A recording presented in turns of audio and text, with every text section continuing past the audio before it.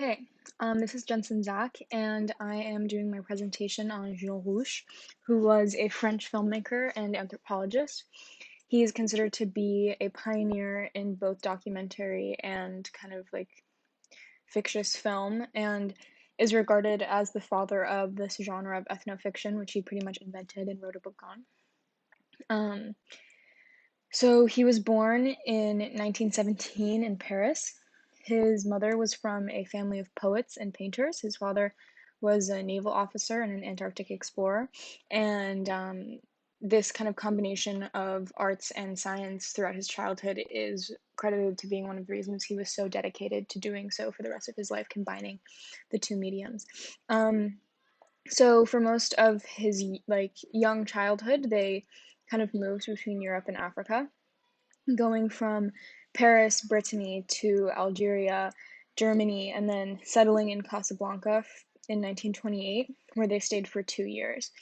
They then returned back to Paris, where Rouch graduates from high school and begins his education in engineering, because they thought that he would make money and he liked bridges, so he went to l'École des Ponts et Chaussées, starting in 1937. It was during this time that he began to really focus and discover his passions. So he kind of discovered Cinémathèque Française as well as the Musée de l'Homme, and began spending lots of time there taking a class on Ethiopian culture at university and stuff like that. He really kind of started to pay attention to what he cared about. And then World War II begins right in the middle of his education. And ironically, so was he worked blowing up bridges in order to stall the German advances. He said this is one of the greatest tragedies of his life because he loved building bridges and that was his dream, and he had to go and blow them up. But he returned to Paris during the Nazi occupation and was lucky enough to be able to graduate from engineering school. After which he departs to Africa to work as a bridge and causeway engineer for the Travaux Publics. So while he's there in Niger in the early 1940s, Rouch meets Damouré Zika, who is the son of a Songhai healer and becomes his very good friend and is extremely influential in kind of introducing him to the Songhai tradition and culture and kind of getting him interested in ethnofiction and kind of the production of stuff like this. This is also when he sees his first possession, as he refers it to, when several men died after a lightning strike on one of his job sites.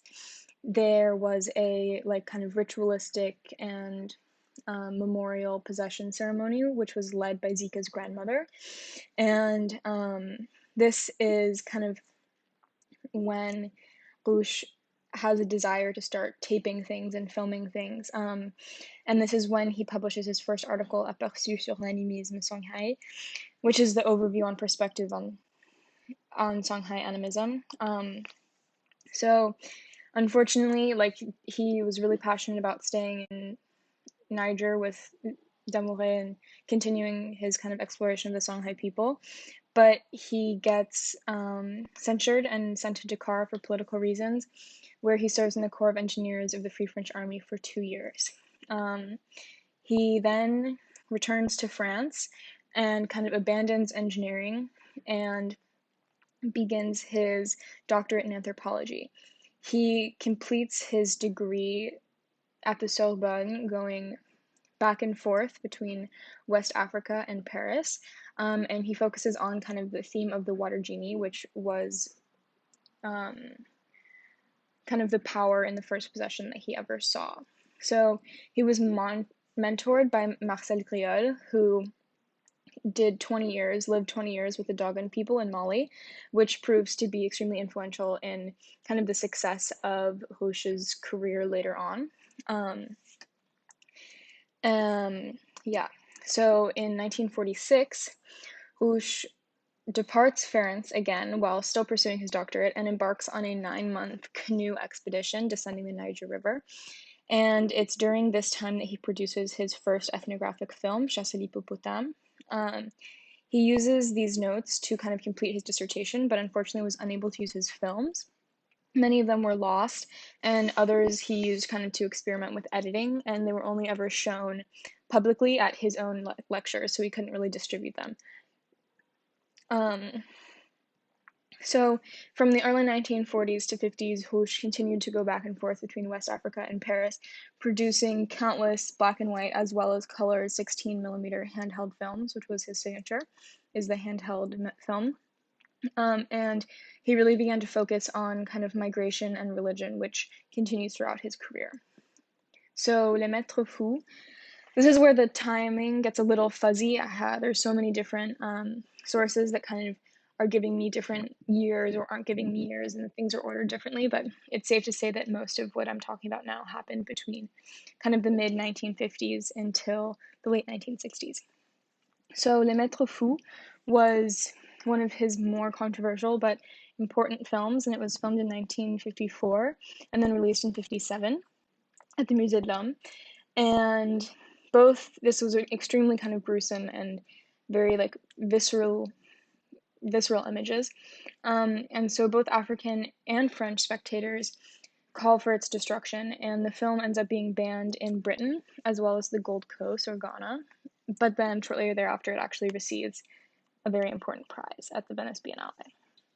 So the film um, depicts this kind of therapeutic possession that Rouch was fascinated by at the time. It's a possession cult of Hauka, which they're Songhai Nigerian immigrants that live and work in Accra in the week, doing like menial jobs, and then on the weekend they go into the forest and perform these therapeutic possession ceremonies. So Rouch is really careful to convey that the possessed man is not a madman, but a master of this kind of alternate state, using techniques that are learned through apprenticeship. Um, the film, like I said before, is it is quite grotesque and kind of shocking to see, but it's meant to be, they are grotesquely kind of embodying these symbols of colonialism through this invocation of newfound gods to their belief system, that came along with colonialism, like technology and the city and these new kind of power plays. Um, so in the film, the men are wearing these kind of like white classic colonial explorer hats. They carry wooden rifles and kind of try to really embody these colonial powers. The reason for this is that these are migrant workers who exist in a really low caste of society, and they're using these methods of possession to kind of adapt and integrate into this kind of new colonial society. So during the ceremonies, they're transformed via this possessed or trance state into symbolic caricatures of these British colonial personalities. Um, I linked an excerpt in the description. It's really interesting, but it is all in French. So here's another image of that. And then after receiving his doctorate, Rouch published a couple novels and then his travelogue of his trip down the Niger River. And like I said, I'm not quite sure of the timeline, but over the next kind of few years, like the late 1950s, Rouch made a series of feature films, which kind of combine this like ethnographic quality with the staging of reality, is what he calls it, which is like a constructed reality, I guess. The most notable of these films are Jaguar and Petit à Petit, which explore themes of colonialism as well as racism, all while kind of maintaining this poetic and playful style that is synonymous with Rouch. He was known to be an extremely charismatic and kind of funny guy. So Moi Noir is one of the most kind of important ones. It's released in 1958, and during this filming process, Rouch asks his ethnographic subjects to tell their own story in a personal way, which is kind of a really important part of his kind of like style influence. He was extremely adamant about kind of sharing what he produced with his subjects and would screen the video and even invite them into the studio. So Moi Noir was considered to be one of the first films to actually give a voice to Africans, but it also was extremely controversial and had criticisms of doing the exact opposite. So next I'm going to talk about his thesis, La religion et la magie Songhai. So it was published in 1960, even though I think that he might have like gotten his degree earlier than that. But it focused on Islam of the Songhai, and how it mingles with kind of their more traditional African religion. Unfortunately, I wasn't even able to find one English excerpt from his thesis, only reviews, but essentially, Rouch is analyzing the way Islam commingles with Songhai religion, and kind of it describes the Songhai sevenfold firmament, which is presumed to be kind of Muslim origin, but then extremely modified and altered to make room for more traditional Songhai deities. So Rouch often compares the Songhai to the Dogon, which is a group that he studies throughout his career, which I found really interesting because in anthropology you're kind of not supposed to make comparisons like that. And he does say that like the Songhai religion is less evolved or kind of constructed than the Dogons. So like I said, they don't have a system, is what he said, and he found it really quite hard to make sense of the jumble of cults that existed within the Songhai nation, which is a quote, again, like a kind of not something we would see in a more modern anthropological study. Um, yeah.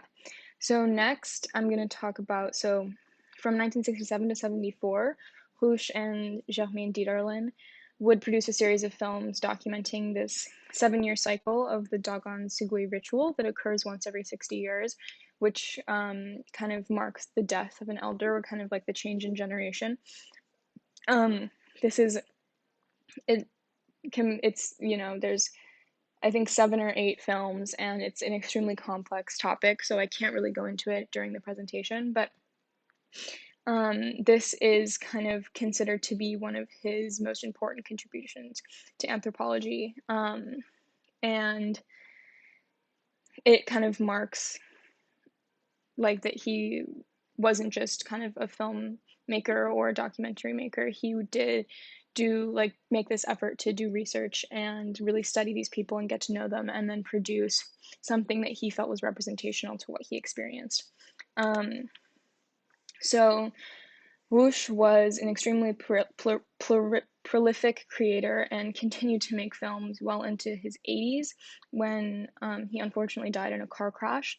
But he sometimes completed 5 or 6 films in one year, and just he had countless others, like dozens that were unedited and incomplete.